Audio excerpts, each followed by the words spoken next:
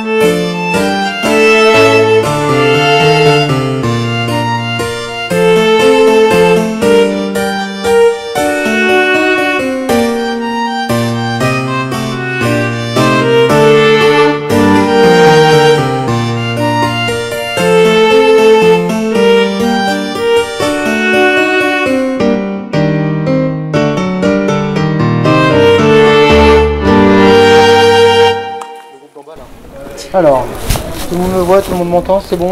Oui. Formidable. Alors donc nous voici donc dans l'hémicycle du Sénat. Alors on dit l'hémicycle, mais c'est une faute de français, on devrait dire les hémicycles. Hémicycle veut dire demi-cercle, et là comme vous pouvez le remarquer, il y en a deux des demi-cercles dans cette pièce. Vous avez le grand hémicycle, il y a l'ensemble des fauteuils juste en dessous de nous, et puis il y a le deuxième, là-bas, où il y a les drapeaux français et européens. Qu'on va appeler aussi différemment, qu'on va appeler le plateau. Alors, donc cette pièce effectivement est faite de deux parties. On va s'arrêter dans un premier temps sur le plateau de l'autre côté. Alors qu'on appelle le plateau ici au Sénat et à l'Assemblée nationale, ça s'appelle quand? Ça s'appelle comment? L'endroit où vient s'installer le président de séance. Le perchoir. Voilà. Alors le président de séance n'est pas automatiquement le président du Sénat. Alors qui est le président du Sénat déjà? Larcher. Bravo. Donc Gérard Larcher, président du Sénat, va être aidé par 8 vice-présidents. Là, le Sénat, combien de sénateurs? 348. 348 élus pour combien d'années? 6 ans. 6 ans. Et ils sont renouvelés tous les 3 ans par moitié, effectivement. Alors, regardez bien, alors ces chiffres vont devrait changer prochainement, puisque ça se décide en ce moment-là. Ça se décide en ce moment, à Versailles. Comment se passent les votes? Vous avez 3 types de votes au sein du Sénat. Le premier, c'est à main levée, comme à l'école. Qui c'est qui est pour? On compte le nombre de mains levées. Qui c'est qui est contre? Pareil. Qui c'est qui s'abstient? Et après, on sait si l'amendement a été validé ou pas. Le deuxième mode de vote, c'est le même, sauf que là, il est 2 h du matin. Les sénateurs, ils savent plus où ils sont. Ils savent plus s'il faut qu'ils lèvent la main, s'il faut pas qu'ils lèvent la main. Il y en a d'autres qui commencent à piquer un peu du nez. On va les réveiller un peu, on va leur faire un assis debout. Parce que le président de séance, il a du mal à compter avec les mains levées parce qu'elles ne sont pas très bien levées. Donc on va demander à tous les sénateurs qui votent pour de se lever. Ça va les réveiller. Donc...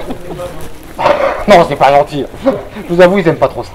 On va leur demander de se lever. Et là, effectivement, avec des sénateurs qui se lèvent, c'est beaucoup plus simple à compter.